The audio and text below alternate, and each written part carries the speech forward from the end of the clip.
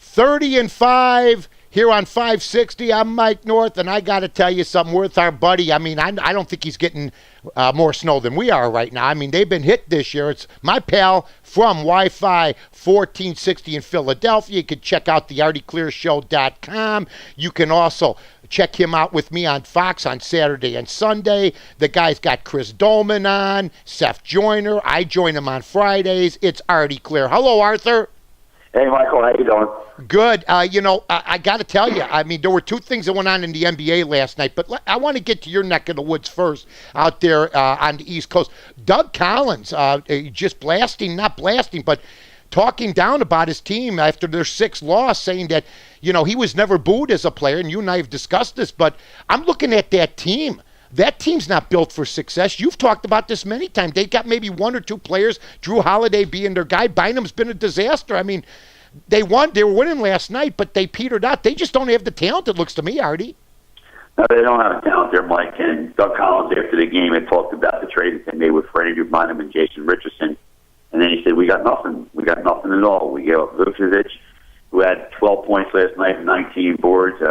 They have Jason Richardson, who was on this show. Harkless had 10 points last night. And then Andre Iguodala lighting up the Lakers the other night in Denver. And they give up their marquee player in Iguodala, and the guy Vucevic is very young. And when he finally seen that Vucevic got the 17 or 19 rebounds, whatever it was last night, he finally realized that guy was a ball player and they could have used him. And if they would have stick with their own players and maybe got someone different for Iguodala, and Vucevic would be their center, they really didn't need Bynum, and he finally came to the realization they made a bad deal. Well, let me ask you about this because we knew Bynum was damaged goods last year. We knew Bynum was a problem in the clubhouse last year. Iguodala, I mean, for some reason, maybe Philadelphia got tired of him. Sometimes he was inconsistent, but he was still an all-star.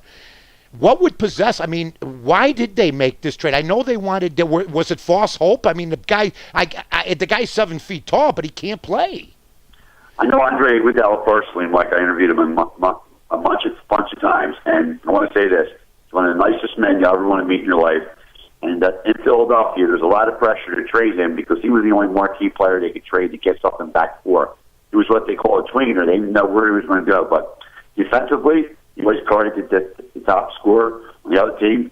Excuse me. And on offense, he's a pretty good player. I watched the Denver game last night against the Lakers, not last night, the night before, and he played really well. He's a good player on a good team. He becomes a better player. All right, let's talk real quick about the fight last night. And, was that a dog barking or were you coughing? I think that was me clearing my throat.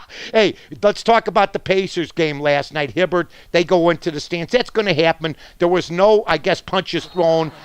It went into the stands, but they act like the stands are 20 feet back. I mean, when you're on the edge of the floor, sometimes this is going to happen. I don't know if they're going to get fined. There was no punches thrown, just a lot of shoving, 4 technicals. Well, that's a shame. Just reminds me of what they did before in Indiana with Steven Jackson and Artest and all that going into the crowd also. These guys are really temperamental, and there's a lot of pressure on these players. And when the fans are screaming and yelling at them, and they pay their money, but I don't think a fan can yell and scream at a player and call them names and all that and excite that player. And he just, remember, they're human beings. They're just not going to just take that. They try to defend themselves.